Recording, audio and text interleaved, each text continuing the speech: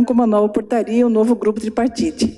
Esse novo grupo tripartite, que em 1995 finalizou propondo 4 documentos para o Ministério do Trabalho. A portaria 14, onde que estabelecia o benzeno no anexo 13A da NR15, né, com algumas das características que o Luiz já falou, estabelecia o VRT, estabelecia a necessidade de cadastramento, criou uma instrução normativa número 1, voltada à avaliação ambiental do benzeno, não no ponto de vista de caracterizar exposição ocupacional, essa é uma nova interpretação equivocada, é uma outra interpretação equivocada em relação à portaria número 1. Ela foi estabelecida devido à necessidade de avaliação ambiental para questões de melhoria contínua e para ver se a empresa estava acompanhando o VRT, que é um parâmetro de melhoria contínua, não é para caracterização da exposição ocupacional. E a instrução normativa número 2, que era voltada ao acompanhamento da saúde ocupacional. E o acordo do benzeno. Nesse acordo coletivo é que foi estabelecido a Comissão Nacional Permanente do Benzeno e, na minha avaliação, uma das coisas mais importantes desse acordo que foi a constituição do GTB, né, que eram 30% da CIPA, hoje era 20%, agora são 30% da CIPA, que deve ser destinada especificamente a acompanhamento do benzeno. Alguns pontos importantes desse acordo foram esses, que a gente destacou aqui. Primeiro, a proibição do benzeno na produção de álcool anidro. Isso daqui teve um impacto muito grande. Esse desenho mostra, aquelas estrelinhas mostram, aonde havia usinas de produção de álcool anidro, usando benzeno para retirar a água, né, do álcool hidratado, e que esse benzeno era distribuído pelo estado todo por caminhão, né? E havia muito acidente com isso, e essa atividade foi proibida. Então, uma das coisas muito importantes do acordo do benzeno foi proibir o uso do benzeno para essa atividade. Outras coisas que foram estabelecidas foi o indicador biológico, o novo indicador biológico de exposição a benzeno, originalmente substituindo o fenol urinário, né, que tinha sido eliminado já pela Raquel. Nós estabelecemos o ácido transmucônico, e nesse momento nós estamos querendo fazer uma atualização desse indicador biológico, provavelmente indicando também o ácido fenilmercaptúrico como indicador do benzeno. Teve uma nota técnica explicando que as plataformas e os terminais estavam incluídos no acordo do benzeno, então as plataformas também devem ser cadastradas, porque principalmente as plataformas da Bacia de Campos ou do pré-sal, que tem petróleos mais leves e, portanto, tem um gás que vem junto, um gás contendo material leve desse gás, esse gás é condensado na maioria das plataformas, e esse gás pode conter uma quantidade significativa de benzeno. Portanto, as plataformas também têm que ser cadastradas. Foi colocada uma nova necessidade de diminuição do benzeno no produto acabado, né, de 1%, que era desde 83. Hoje, no Brasil, não se permite a presença de benzeno acima de 0,1% em produtos acabados. O Ministério da Saúde fez a portaria 776 de acompanhamento e diagnóstico do benzenismo, acompanhado depois de um protocolo, onde havia um fluxograma de acompanhamento dos trabalhadores. A Agência Nacional do Petróleo nunca havia feito nenhuma regulamentação em relação ao benzeno na gasolina. Em 99, ela estabeleceu como permitido 2% de benzeno na gasolina. Por pressão da Comissão Nacional do Benzeno, esse valor foi abaixado para 1%. Foram realizadas inúmeras visitas em empresas. A cada reunião da Comissão Nacional existe também uma visita a uma empresa. Isso tem facilitado, ou tem feito com que as empresas invistam em melhorias tecnológicas. Realmente isso é inegável. Em relação ao começo do acordo do benzeno e agora, a gente vê as empresas investirem muito em tecnologia, em investimento em melhorias tecnológicas. O único problema é que as empresas investem apenas nas áreas em que tenham correntes com mais de 1% de benzeno, que na nossa opinião é um equívoco, uma interpretação equivocada do acordo do benzeno. Nós também organizamos vários cursos, palestras, acordos internacionais, material didático, e, inclusive, no benzeno existem as comissões estaduais e regionais. A Comissão Nacional se reúne 3 a 4 vezes por ano, seria impossível para a Comissão Nacional acompanhar o cumprimento do acordo do benzeno, então existem reuniões, comissões estaduais e regionais. No Estado de São Paulo existe, além da estadual, mais 4 unidades regionais, porque é o estado que mais tem empresas voltadas com o benzeno, pelo menos por enquanto, antes de aparecer essas novas unidades. E isso tem feito também uma pressão para as indústrias no sentido de melhorias tecnológicas. Um marco importante que eu gostaria de destacar foi a morte do trabalhador Capra, na RBPC. Essa morte foi bastante significativa, a empresa, o Poder Judiciário conseguiu reconhecer, o INSS também reconheceu como morte relacionada ao trabalho, e os trabalhadores resolveram indicar o dia 5 de outubro como o Dia Nacional em Defesa do Trabalhador do Benzeno, que coincide com a morte do Capra. E, resumidamente, é isso. Obrigada.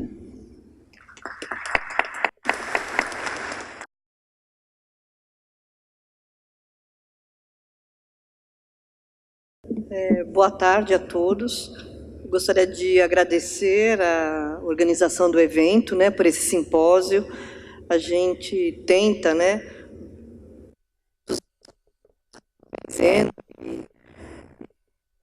a nossa preocupação. Gostaria também de agradecer a vocês que estão aqui, né, participando. E para quem me conhece, eu trabalhei até um mês e meio atrás, até o dia 1º de abril, não é mentira, na Fundacentro, e agora estou aposentada. Então, estou vindo aqui como ex-representante da Fundacentro, né, e que participou durante 25 anos da história de riscos químicos e de benzeno, né, junto aos colegas aqui que estão mais ou menos na minha faixa de idade, tirando a Simone ali, está mais ou menos na mesma faixa de idade. E foi me dado, né, eu achei que era 20, agora já é 15 minutos, né, para discutir com vocês sobre toxicologia e avaliação ambiental. Eu vou passar muito rápido e eu vou falar coisas muito óbvias. Por quê? Porque as pessoas estão deixando de discutir as coisas que são óbvias. Então, querendo, sei lá, transformar uma coisa simples numa coisa muito complexa para parecer que é o fim do mundo, algumas coisas. Então, eu resolvi fazer uma palestra óbvia, tá? Então, vamos lá. Esse é o benzeno, né? Apesar de já ter duas pessoas que eu sempre lembro que eu esqueço de colocar. Benzeno é o hidrocarboneto aromático, 6 carbonos, 6 hidrogênios. Tem uma nuvem eletrônica sobre ele, que é aquela bolinha, é assim que a gente representa, porque ele é uma substância polar, não tem carga positiva nem negativa em nenhuma parte, é uma molécula apolar. Ele é líquido, então é bem deixar claro, nas nossas condições de temperatura e pressão, ele é líquido, por quê? Porque ele tem um ponto de fusão 5,5 e um ponto de ebulição 80,1. Nas condições que nós vivemos, ele é líquido. Ele é volátil, tá? E como ele evapora facilmente, ele passa para o ar, apesar de estar no estado líquido. Aqui, só para comparação, a pressão de vapor é uma das propriedades, né, que a gente liga à volatilidade. E a pressão de vapor do benzeno é 95,2 milímetros de mercúrio, para a gente ter uma coisa mais concreta, comparando com a da água, que é 23,8, ou seja, ele é muito mais volátil do que a água. Trabalhadores, quando a gente vai fazer a história ocupacional dos trabalhadores, que é a coisa mais importante, eu acho, e quando eu falo história ocupacional, não é a história de saúde, mas é a história da exposição. Eles falam que eles lavavam a roupa com nafta, com benzeno, e punham para secar em cima de um trocador de calor. Então, com certeza, primeiro, benzeno, ele extrai toda a gordura, todas as graxas. Não levava para a mulher, porque a mulher ia brigar com ele, tá certo? E evaporava muito rápido para o meio ambiente. Isso é a história da exposição dos trabalhadores. Não tem nenhum trabalhador que trabalhou em refinaria, em petroquímica, com menos de 15 anos, que não declare que lavou roupa, não lavou mão, etc. Então, à medida que o benzeno vai evaporando, ele vai aumentando a sua concentração no ar. Tudo óbvio, né, gente? Outra coisa, o benzeno é mais pesado que o ar.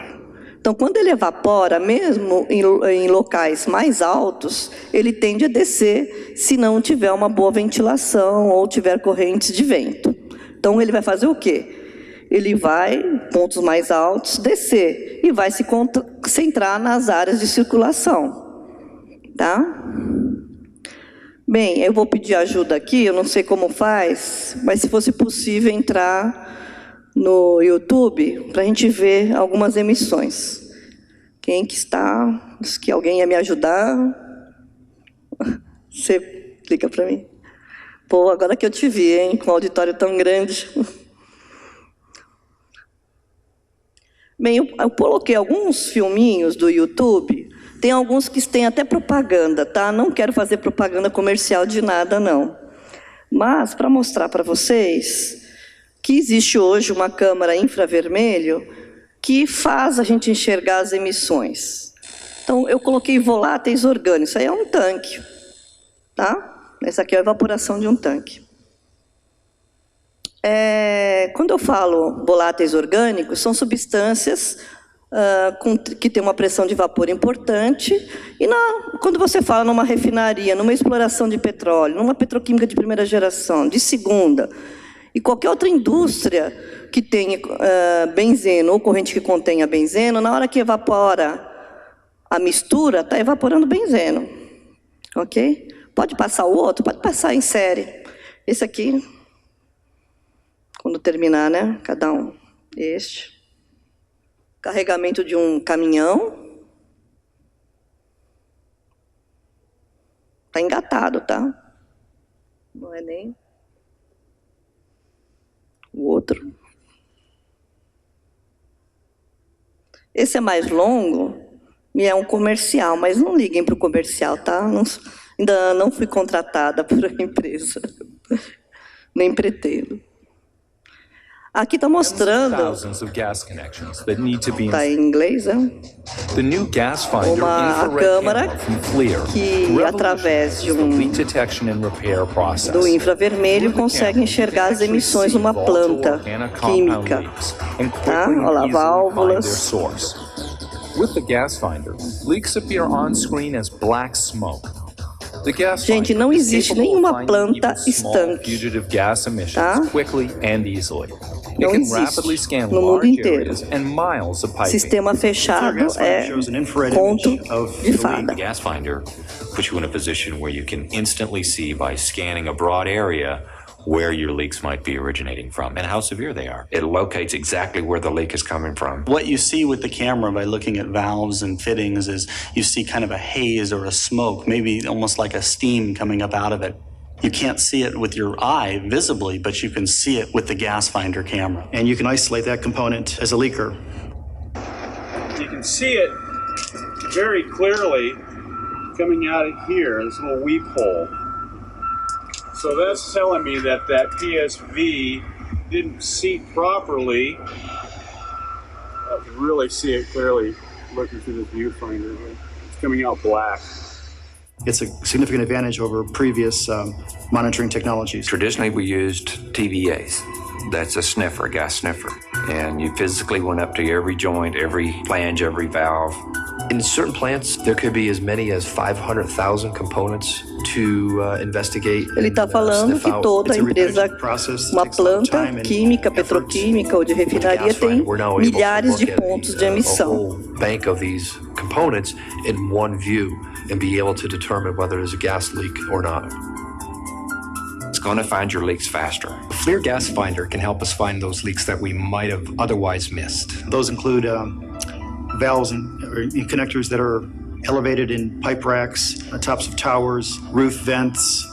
Basically, you would have to climb a ladder with a sniffer in order to get right up to them. But from standing at ground level, we could use the gas finder camera and look up and see those leaks. We evaluated several technologies, and the FLIR gas finder was the best technology that we found. The design for the gas finder camera came from a design of a camera that is used by the Navy SEALs. So it's very robust and very rugged. It's going to allow the camera to withstand many years of industrial use.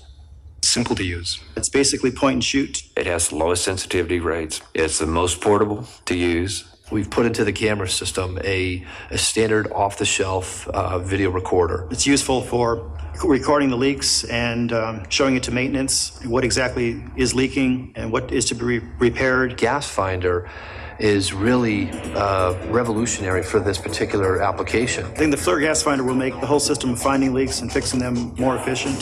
The camera doesn't lie. I mean, it's either there or it's not there. There's no false positive. There's no gray area. You know, either you see the gas or you don't.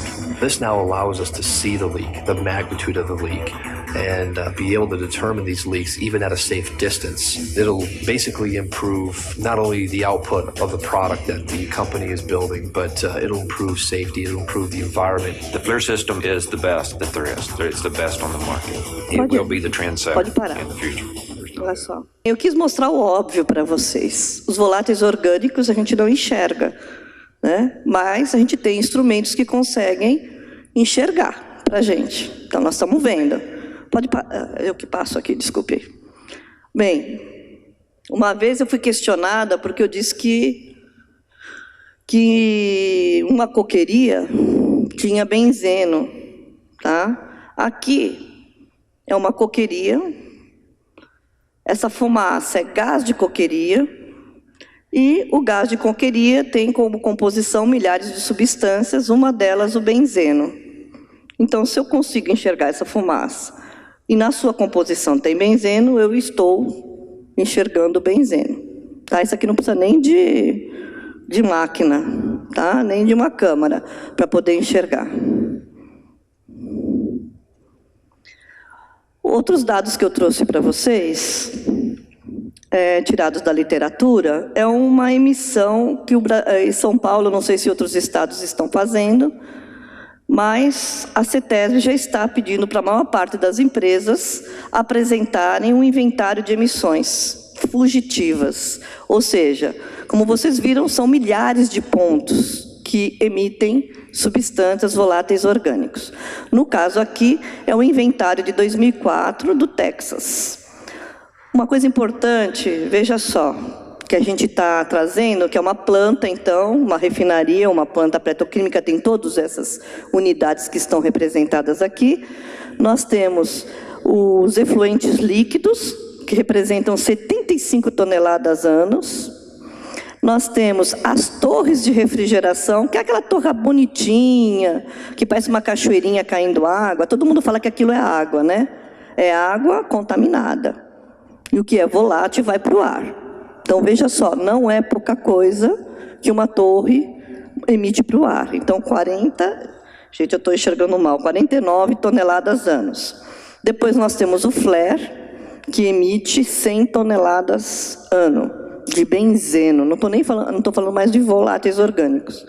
Temos 255, que são esses pontos que a gente acabou de ver com a câmera. Válvulas, flanges, bombas, tá? Todas essas conexões, elas produzem a maior parte das emissões que vão para a atmosfera. E a maior parte delas está no nível respiratório do trabalhador. Tá? E o que não está, se tiver pouca velocidade, desce. E temos, então, as outras emissões, que são o carregamento, que a gente chegou a ver o filminho, descarregamento, algumas empresas têm dentro das suas plantas, e temos os ventes. Tá? Então, todo esse material produz uma quantidade enorme que contamina o Texas.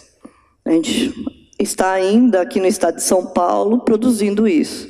Para vocês terem uma ideia, quando se fala benzeno na atmosfera urbana, a gente pode ter várias fontes. Houston é uma cidade que é circulada por refinarias, etc. Aqui eles fazem um mapa mostrando o risco da população exposta ao benzeno num gradiente de concentração a partir da fonte estática, tá? Que são as empresas de refino de petróleo, principalmente, né, em Houston. Bem, aqui eu faço uma lista de onde a gente encontra benzeno. Plataforma, refinaria, petroquímica de primeira geração, de segunda geração, armazenadoras, distribuidoras e transportadoras de benzeno, de produto que contém benzeno, de combustíveis que recebem gasolina, siderúrgicas integradas, que têm como produto gás de coqueria, empresas que contêm o benzeno como subproduto, empresas que manipulam petróleo, BTX, nafta, gasolina, solventes condensados de gás natural, que nos últimos anos a gente está começando a produzir gás natural e ele é arrastado até as unidades de tratamento, dentro de refinaria ou não, para ser retirado esse condensado. Resíduos oleosos, efluentes líquidos e gasosos de origem do petróleo. O ar das cidades é contaminado, porque além das indústrias que possam estar ao redor, a frota de carros e os postos de combustíveis, as águas contaminadas e refrigerantes, alguns refrigerantes contaminados. O fato do benzeno estar presente no ambiente, em geral, não significa que, por isso, ele tem um limite de exposição abaixo do qual não há risco. Então, há risco para os trabalhadores, há risco para a população em geral. Por isso que se discute tanto benzeno no mundo inteiro, porque para a gente reduzir o benzeno nas cidades, a gente também tem que ter uma proposta, uma meta dentro das empresas, de reduzir as emissões dentro das empresas, fora reduzir o benzeno na gasolina, e ter propostas também de não emissão ou de minimizar as emissões dos postos de gasolina. Tá? Então, o trabalhador ele vai estar mais próximo da fonte, ele vai estar numa intensidade maior, né, próximo a essas fontes. Bem, o benzeno não é polar, como eu falei, e, por ele não ser polar, ele passa facilmente pela pele, pode chegar na medula, no sistema nervoso central, e ele causa, então, alterações hematológicas e câncer, né? O Luiz Sérgio já falou um pouco mais sobre isso. Então, o que é importante? Ele é cancerígeno e ele é genotóxico. É o que nós conhecemos. Bem, o valor de referência tecnológico, que está na legislação brasileira, na NR15, anexo 13, diz que o valor de referência tecnológica ele deve ser usado como referência para programa de melhoria contínua das condições dos ambientes de trabalho. O cumprimento do VRT é obrigatório, e aí está a diferença dele para o limite de tolerância. Não exclui risco à saúde. Portanto, ele não é um limite de exposição. Ele não é um limite de tolerância, porque não existe uma concentração segura de exposição. Não é porque o pessoal da Comissão Nacional não quis fazer um limite de tolerância. É porque não existe um valor seguro de exposição. Tá certo? Então, ele é um indicador de controle ambiental, principalmente. Bem, ele é obrigatório e não exclui risco à saúde e, portanto, a gente pode inferir que nenhuma exposição do trabalhador é permitida ao benzeno. A gente sempre fala isso. Tá? Bem, aí começou a surgir umas coisas que têm aparecido, né? E eu estou colocando aqui o que eu tenho encontrado nos últimos tempos, que é o seguinte. Se o PPOB é para empresa só que tem correntes acima de 1%, eu vou usar a NR9. E a NR9 é mais interessante, porque ela é até mais protetiva. Primeiro, é uma mudança de paradigma. Nós estamos falando que VRT, que o trabalhador não pode estar exposto no VRT. Quando eu troco por limite de exposição, eu aceito a exposição. Só que, quando se usa a CGH, só se usa um item da CGH. Parece que as pessoas não gostam de ler o texto inteiro, tem preguiça. Né? Então, veja só, o que diz a NR9 com relação à CGH? Que deve ser utilizado um limite de exposição quando não existe na legislação brasileira. Primeiro, não existe limite de exposição ao benzeno na legislação brasileira, porque não existe o valor seguro. Não é porque a gente não quis fazer. Segundo, deve então ser usados os valores da CGIH. Mas no item C está escrito o seguinte: ou valores que tenham sido estabelecidos em negociação coletiva de trabalho, desde que mais rigorosos. Bem, o VRT faz parte do acordo e da legislação do benzeno. E ele é muito mais rigoroso do que da CGIH, da forma com que o pessoal anda utilizando. Por quê? Veja só, a CGIH. A CGIH não é uma tabela de números, e que eu divido por 2 e tenho nível de ação. A CGIH, ela discute, ela descreve e define. Então, ela diz o seguinte, que o TLV, TWA, é de 0,5%, o teto é de 2,5%, e são valorizados para minimizar o potencial lecomogênico atribuído às exposições ocupacionais. Isso está no documento de validação dos limites de tolerância, que é muito bom todo mundo ler um pouco e não só olhar números. Também, no próprio livro, que tem a tabela de limites de tolerância, ele, no item de carcinogênicos, está escrito o seguinte, que ainda assim como todas as substâncias designadas como carcinogênicas A1, benzeno é carcinogênico A1, segundo a CGIH, os trabalhadores devem ser apropriadamente equipados para eliminar, à medida do possível, toda a exposição ao carcinogênico.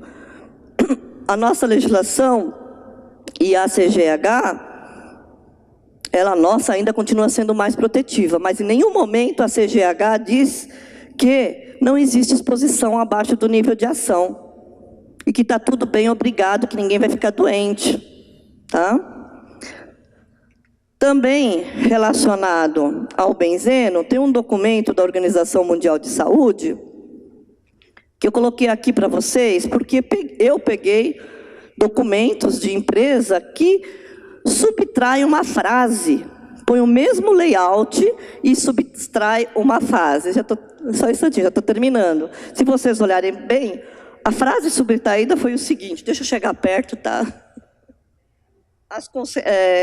Deixa eu ver aqui, ó. Benzeno é carcinogênico para humanos e não existe nenhum nível seguro de exposição que possa ser recomendado. Essa frase foi tirada da tradução de textos que eu encontrei de algumas empresas. Bem, as avaliações quantitativas são estimativas de concentração, possuem limites de detecção e de quantificação e não podem negar a exposição e só confirmá-las. Eu mostrei para vocês vários setores, com câmara, etc. Ninguém pode negar que não existe exposição. Se não se encontra nada, ou tem algum problema no método, ou o limite de detecção de quantificação não está sendo suficiente para avaliar a exposição. Bem, as avaliações quantitativas, elas são principalmente para controle ambiental. Só valores de avaliações quantitativas não são suficientes para o nexo causal. Então, obrigado pela apresentação.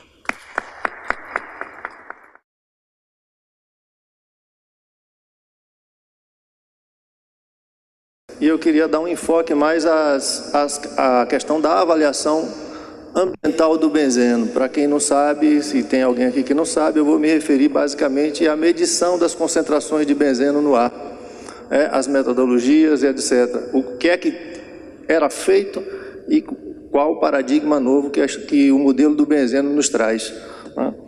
Alguns princípios básicos já foram falados aqui, eu vou apenas mostrar para vocês que é um consenso mundial a carcinogenicidade do benzeno e que não há limite seguro, não existe um limite seguro para o benzeno. Por que é que eu estou dizendo isso? Porque, historicamente, o modelo de avaliação ambiental de substâncias químicas, de um modo geral, ele foi criado em cima do conceito de limite de tolerância, de limite de exposição. E acreditava-se, até hoje acredita uma boa parte do segmento da área de segurança, higiene e medicina do trabalho, no conceito antigo, que fazer medição de concentração no ar é suficiente para você ter uma estimativa, né? E a gente está falando de um universo onde o planejamento e o estratégico da coleta desses dados foi negligenciado historicamente, né? Então, o que é que eu estou falando? Estou falando que você tem uma jornada de trabalho anual de 220 dias, e a história mostra que a gente fazia diagnósticos do ano de trabalho com uma medição, 2, 3. Né? Seria eu pegar 1000 sacos de alguma coisa, fazer a análise de um e dar o diagnóstico para o lote todo. Né? Então, é um diagnóstico equivocado, insuficiente, sem significância estatística. Isso é a história que a gente tem hoje. Né? Então, a portaria número 14 do Ministério do Trabalho inseriu o conceito do VRT, do valor de referência, como vocês viram, né?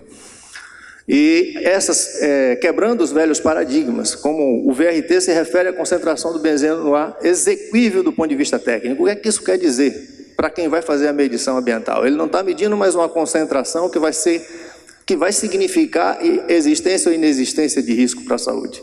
Ele vai estar comparando com um valor que foi acordado de forma tripartite como programa de melhoria tecnológica. É uma meta. É uma meta para ser seguida. Por quê? Porque o conceito de saúde é mais amplo. E a avaliação ambiental é apenas um dos instrumentos de vigilância, né? E focado na concentração do benzeno no ar, né? Então, o cumprimento do VRT como um valor de referência é um número também. Ele é obrigatório e não exclui o risco à saúde. E aí veio um outro paradigma interessante.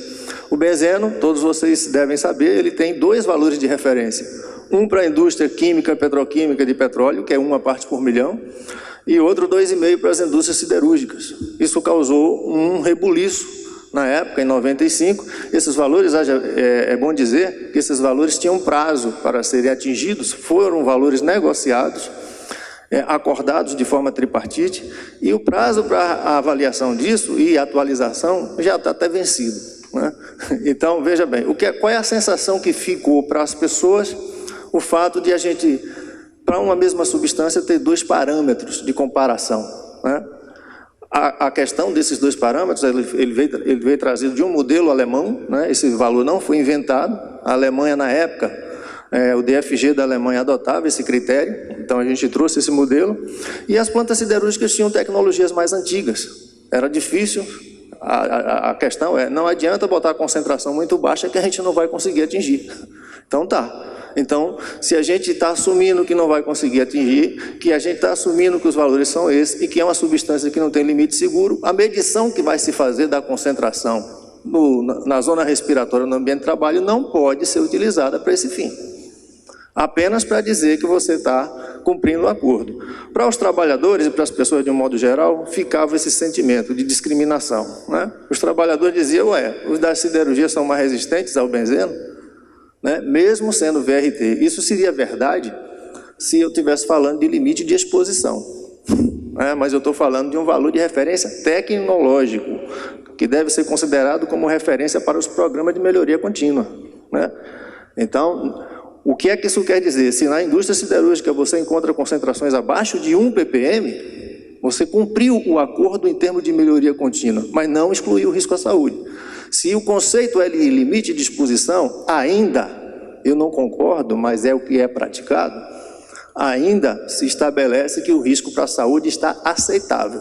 E eu vejo por aí que a afirmação é que o risco, às vezes, nem existe, né? Se a concentração, por exemplo, está abaixo do nível de ação. Então, não, o risco não existe risco, não é isso. Só não existe risco se não houver o fator de risco presente. A questão é, risco aceitável ou não aceitável? Né? Outro paradigma, historicamente vocês sabem que os agentes químicos de um modo geral e o benzeno, eles eram apenas medidos a concentração na zona respiratória, uma vez no ano, 2, 3, se for aí, tem PPRA, que tem empresa que nunca fez nem avaliação ambiental. E se dá o diagnóstico, e isso foi agravado com o advento do PPP.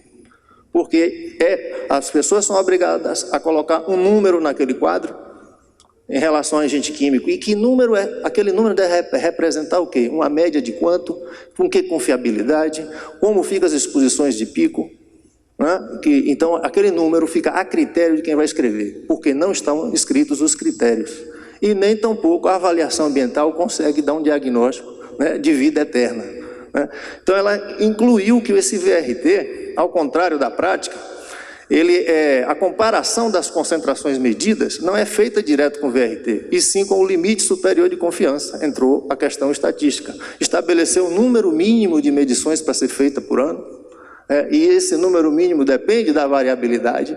E o outro grande advento, que é a prática, que reza na doutrina de higiene para qualquer substância química, né, que número de resultados e dispersão de dados devem ser levados em conta na comparação com qualquer limite, seja ele um VRT, seja ele um limite de exposição. Então, não se pode comparar uma média independente da dispersão, né, com um determinado valor, sem levar em conta isso. Então, foi esse o grande paradigma. Né? Aqui tem um quadro que vocês podem consultar na literatura.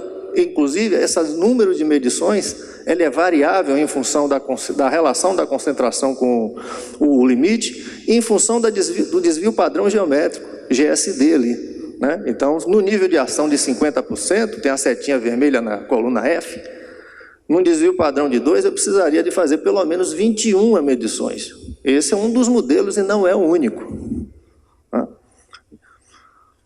E para vocês terem uma ideia de como esse parâmetro de desvio padrão geométrico é utilizado nas avaliações quantitativas, quando as concentrações são todas iguais, que não acontece na prática, nós teríamos o desvio padrão geométrico 1, seria dispersão 0. Quando o desvio padrão geométrico é 2, né, significa que já há uma grande variação nas concentrações ao longo do período. O nível de ação, nesse caso, deveria ser 1/10 e não 50%, como reza o NR9. E quando o desvio padrão geométrico dos dados é acima de 3, não se aplica nem nível de ação, é situação de descontrole. Ou seja, não adianta ficar fazendo só média de 8 horas. Só média de 8 horas, e não adianta não levar em conta a dispersão. Isso para qualquer agente químico. O modelo do benzeno trouxe isso na avaliação quantitativa. Mesmo não sendo um limite de exposição, para você dizer se esse valor de referência está sendo obtido ou não, além das medições que você tem que fazer um tratamento estatístico e ver se essa dispersão é alta ou baixa. E para vocês terem uma ideia do que é que eu estou falando, isso é um gráfico de variação da concentração, cuja média aritmética é 27,5 e o desvio padrão geométrico 3,4. Eu posso ter uma mesma variação, cuja média aritmética é 27,7 com desvio padrão geométrico 1,2. Então, comparar média com valor não é correto. Não se faz isso com nada, nem carga de navio de feijão faz isso. Se vocês lembram aí, nem campanha política, quando diz empate técnico com mais ou menos 2 desvios padrão, é feito da forma como tem sido praticado na área de higiene, na área de avaliação ambiental de agentes químicos.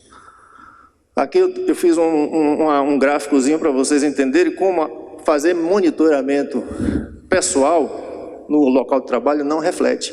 Concentrações podem variar ao longo de uma jornada de 8 horas e você esconde as exposições agudas. Uma média de 0,6, em tese, está bem abaixo do 1, mas você teve exposições de até 5 ppm. Então, as finalidades da avaliação ambiental, elas têm que ficar, nós temos que ser mais honestos com isso.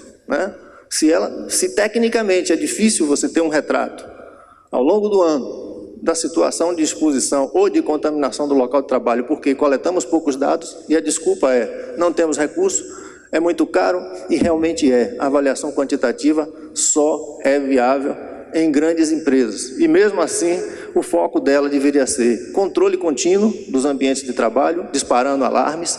Ela é muito eficaz nisso, é muito eficaz. Avaliar a eficácia de medidas de controle, a avaliação ambiental também é muito eficaz.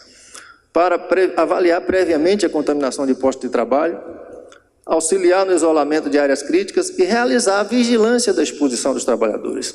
E é interessante que muita gente, eu pergunto às pessoas, vocês pagam seguro de carro? Pago. Já foram assaltados? Algumas já, deram azar, outras ainda não. Mas ninguém deixa de pagar o seguro do seu carro. né? A avaliação ambiental é um instrumento de vigilância. O que é isso? Separado das situações críticas, separado da situação de normalidade, se forma duas hipóteses. Hipótese de contaminação acima do esperado, contaminação aceitável. As avaliações ambientais podem servir para confirmar ou negar essas hipóteses. Para isso, você precisa de um número mínimo de medições, né? Então, as considerações que eu trago, já finalizando, que eu já tenho poucos minutos, a concentração de substâncias químicas determinada na zona respiratória não considera todas as vias de ingresso e nem o esforço do trabalhador. Quando você mede, faz a determinação da concentração, você mede a concentração no ar na zona respiratória. A dose que o trabalhador inala é outra coisa e depende da ventilação pulmonar e das vias de absorção. E benzeno é lipossolúvel, né? A avaliação ambiental de benzeno não reflete a exposição real do trabalhador à mistura de substâncias químicas, por exemplo, nos slides que a minha colega Luísa mostrou. É bom frisar que aquelas fumaças que foram vistas não são fumaças, são vapores de substâncias e são invisíveis aos olhos, né? Ali é uma câmera de infravermelho, né? E geralmente nós estamos expostos à mistura e nunca, em nenhum caso, a uma substância química. Então, nós só estamos medindo concentração. E aqui eu quero falar uma coisa. Eu tenho 29 anos na Fundacentro e quando entrei fazendo esse trabalho de avaliação ambiental, me deparei com a realidade que já mudou um pouco, mas não muito. A maioria absoluta dos profissionais que fazem a avaliação ambiental de agentes químicos não tem formação básica em química, né? E a avaliação atmosférica de substância química é a área de domínio da química ambiental e química atmosférica. Por que que isso é grave? Porque a interação do profissional com a metodologia ela é a mínima possível, pela própria formação dele. Pela própria formação dele. Então, os resultados que são gerados, eles são cheios de incerteza. A incerteza do próprio método, a incerteza do momento da coleta, a incerteza aplicada na variabilidade da jornada de trabalho, na variabilidade das jornadas de trabalho no ano, né? E das tarefas realizadas. E além agora a gente insere essa incerteza, a incerteza de quem está utilizando esses instrumentos, né? Os resultados não podem ser comparados com limites de exposição, a exemplo do TLV, porque isso, como já foi dito aqui, é um descumprimento à legislação do benzeno, né? O cumprimento do VRT indica apenas que as concentrações estão sendo mantidas abaixo dos valores que foram acordados e consideradas exequíveis. Não excluiu o risco à saúde, né? Apenas foi acordado um determinado valor. E resultados abaixo do VRT não podem ser utilizados para negar o nexo. Por quê? Porque não é limite de exposição. Não é limite de exposição. O valor de referência é exequível do ponto de vista técnico, tá? E por que foi assumido como um valor de referência tecnológico? Porque não existe limite seguro. Não é possível estabelecer um limite seguro.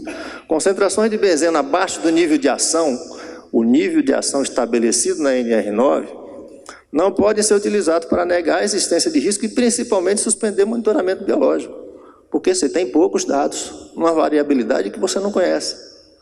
Existe, não dá tempo mostrar, mas existe inclusive a referência técnica de onde foi tirado o conceito de nível de ação, mostra muito bem que esse nível de ação deveria ser caso a caso, depende da variabilidade das concentrações. Como eu disse, se você tem uma dispersão de 2 desvios, 2 padrões geométricos, esse nível de ação devia ser 1/10.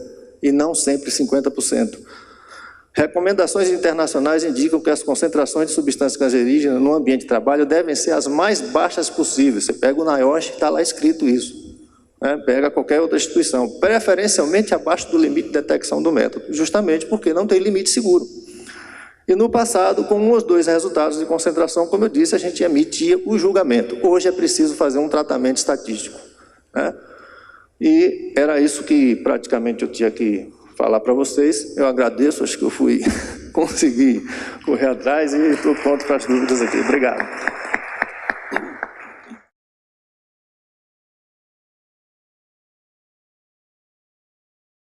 Boa tarde a todos. Primeiro, gostaria de agradecer a organização do evento pelo convite para participar dessa mesa. E o enfoque que eu vou dar nesta apresentação é sobre a construção e o desenvolvimento de combustíveis que está em desenvolvimento, em execução aqui no estado de São Paulo.